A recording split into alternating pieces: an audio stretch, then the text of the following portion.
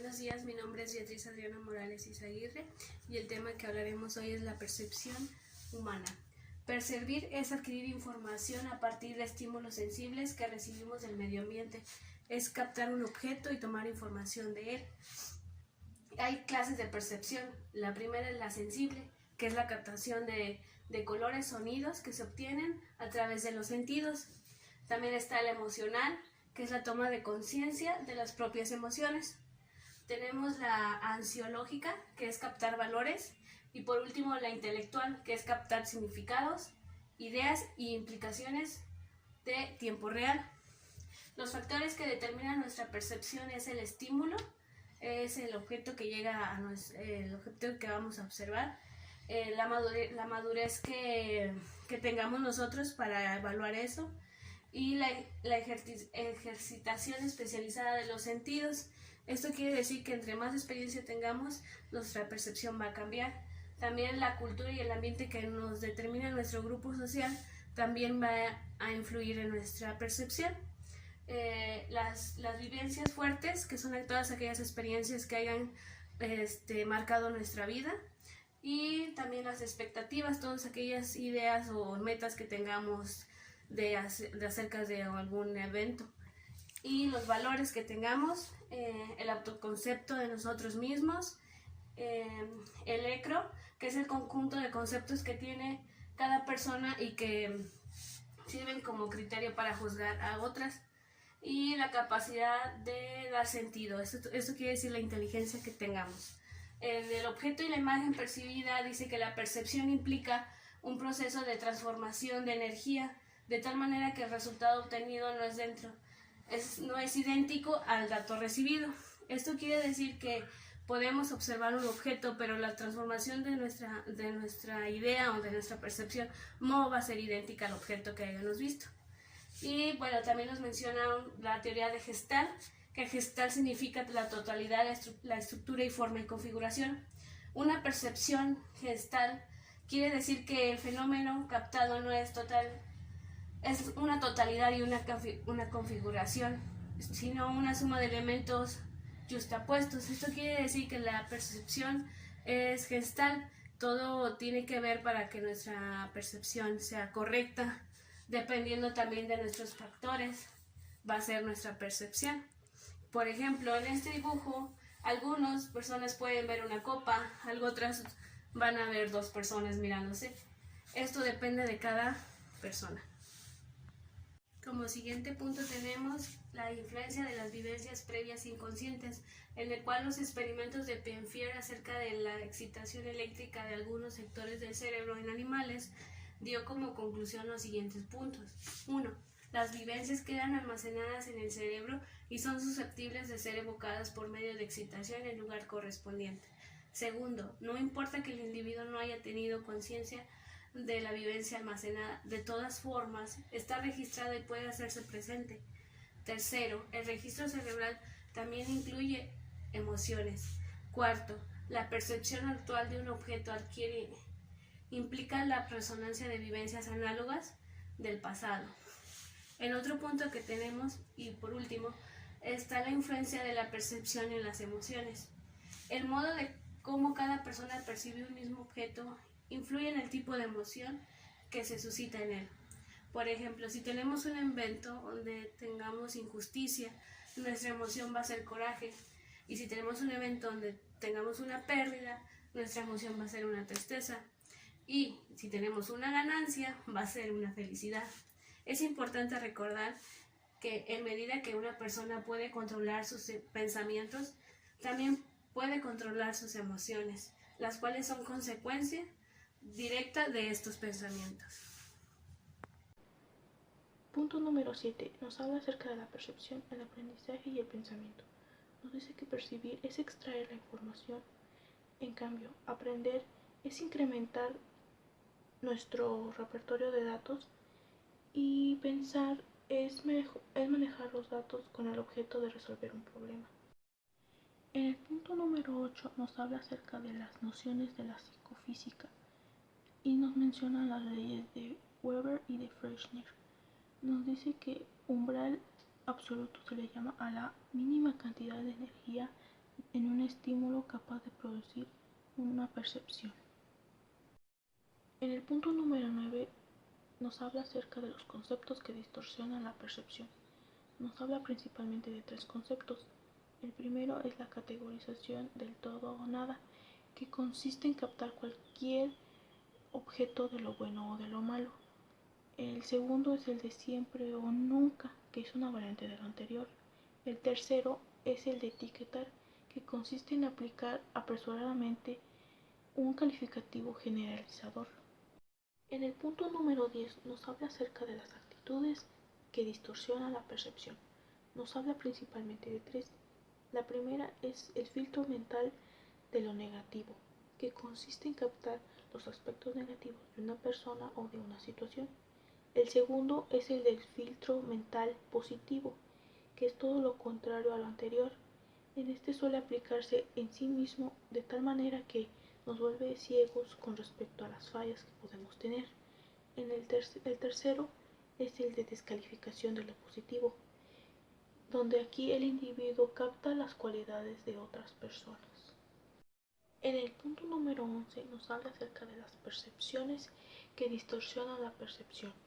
Aquí nos habla acerca del análisis transaccional, que propone 5 receptores, como lo es el sé perfecto, el sé fuerte, apresúrate, trata más y complace.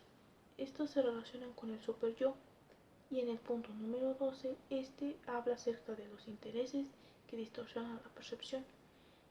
Trata de los intereses, lo que viene siendo los intelectuales, los económicos y de los de autoconcepto. El punto número 13 nos habla acerca de la educación de la percepción. En este punto nos habla principalmente de 8 reglas que adquirimos conforme a la experiencia y que nos pueden ayudar en consecuencia de una percepción. Diversos tipos de percepción. La percepción sensible es un proceso psicológico que incluye una sensación como base fisiológica. Nos decía que en toda percepción debe existir un estímulo. Las terminaciones nerviosas de nuestros estímulos pueden ser mecánicas, químicos y electromagnéticos. Lo importante es saber qué tipo de energía causa estos sentidos. También nos habla del sentido sinestésico, nos da cuenta de nuestros estímulos de articulaciones en cada movimiento. Y en algunos de los sentidos que nos mencionaban era presión, dolor, calor, frío, gusto, olfato, vista, oído, vestibular y sinestésico. Otra de las percepciones es la percepción emocional. Gracias a la percepción emocional sabemos cómo una persona se está sintiendo de acuerdo a los sentimientos, ya sea tristeza, alegría o dolor. En su propio organismo, cada cierto tipo tiene a desechar en forma de conciencia de emociones. En la percepción axiológica consiste en la captación de los aspectos valiosos donde se encuentran las personas. Por eso nos habla sobre el realismo ingenuo que cree que captamos sin ninguna modificación de los valores. Dentro de esta va el relativismo axiológico, que va de los valores que no existen en las cosas, sino que son creaciones de lo que una persona puede captar o opinar de diferentes personas. La valorización y evaluación. La valorización consiste en comparar un objeto con las aptitudes y tendencias del propio sujeto. Y la evaluación es una operación en la cual consiste en comparar, ya sea un objeto, una cosa o una persona, las diferentes características que la otra persona puede tener o admitir en ella. En una persona puede ser más autónomo y en la otra no. Esta es la diferencia que puede existir entre la valorización y la evaluación. La siguiente temática es esta vivencia que le llamamos experiencia estética que tienen todas las personas de estos datos sensibles donde contienen las características visuales y auditivas, en donde una persona suele producirse cómo se adopta interiormente, ya sean las características de la relación interpersonal. Esta adopta una postura serena y tranquila. Estos efectos de la experiencia son solamente beneficios para la persona. El qué es cómo se describe una persona. En estas características, ya sea que una persona se rechace o se acepte como persona y no se acepte con alguna de las características. Por penúltimo, la autopercepción con alguna de las características. Por penúltimo, la autopercepción axiológica consiste en las propias cualidades y valores que tiene cada persona y es el resultado del autoconcepto y características de todas las personas tenemos. Por ejemplo, cuando una persona tiene unas características de tocar algún instrumento, alguna otra persona no tiene la cualidad de hacerlo. En la siguiente percepción es la experiencia de intimidad interpersonal, que se inicia como el descubrimiento del tú como persona, el saber cómo eres y el cómo te describes. Es la percepción sensible que nos proporciona acerca de la persona estatura, figura o color. Tanto de esto pasar el rechazo o el aprecio como el tema anterior. Bueno, yo les voy a hablar de la percepción intelectual. Nos dice que consiste en captar un sentido o significado en algún objeto. Coincide con una expresión tengo una idea, ya que la idea es el significado captado en alguna persona, cosa, emoción o situación que se nos va a presentar. Nos dice que lo más frecuente es un plano sensible junto con el plano intelectual. El ejemplo típico de impercepción intelectual es la lectura. Nos dice que con los ojos captamos manchas negras en un foro blanco, pero al mismo tiempo vamos a percibir significados en estas manchas. Y en la percepción intelectual es cuando encontramos sentido a una película ya iniciada, o cuando descubrimos una enfermedad a partir de ciertos síntomas, o cuando entendemos un teorema de geometría. Aquí vamos a estar realizando diversas percepciones intelectuales. Nos dice que la percepción sensible va a tener como objetivo propio los colores, las figuras y los tamaños. Y como ya se había mencionado, la percepción intelectual, su objetivo es propio va a ser el sentido y el significado de un objeto. Después sigue la función de los dos hemisferios cerebrales. La percepción que obtenemos en nuestro mundo va a ser el que va a dar la percepción dominante. Nos dice que el hemisferio izquierdo es predominante, lógico, conceptual, analítico y científico. También va a ser imperativo, práctico y ejecutivo. Por lo tanto, los matemáticos, los científicos, los administradores van a ser los que van a tener en función el hemisferio izquierdo. El hemisferio derecho es cambio sintético, contemplativo, músico, artístico, global y holístico. Es por eso que va a ser el arte del símbolo, de la metáfora.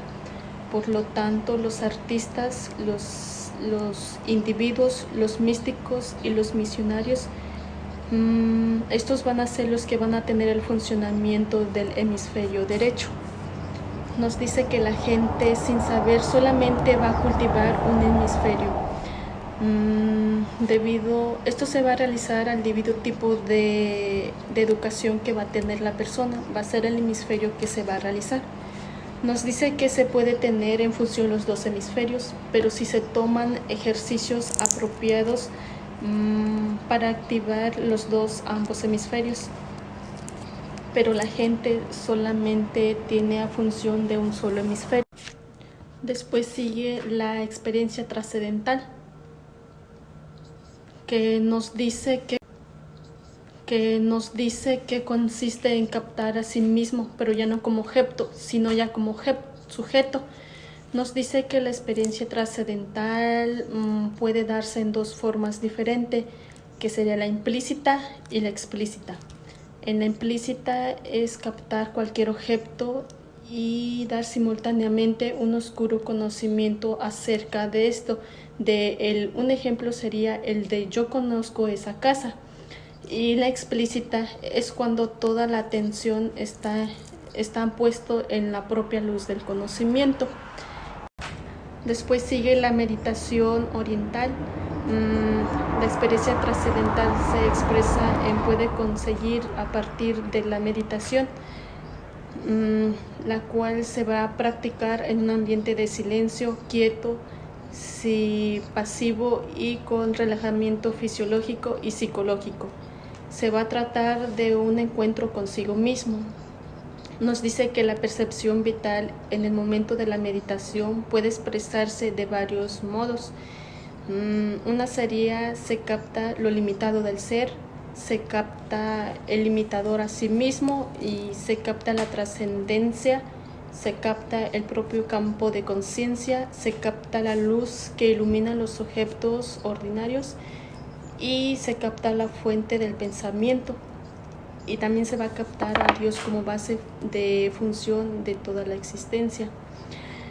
Nos mencionaba algunas recomendaciones que nos daba los maestros.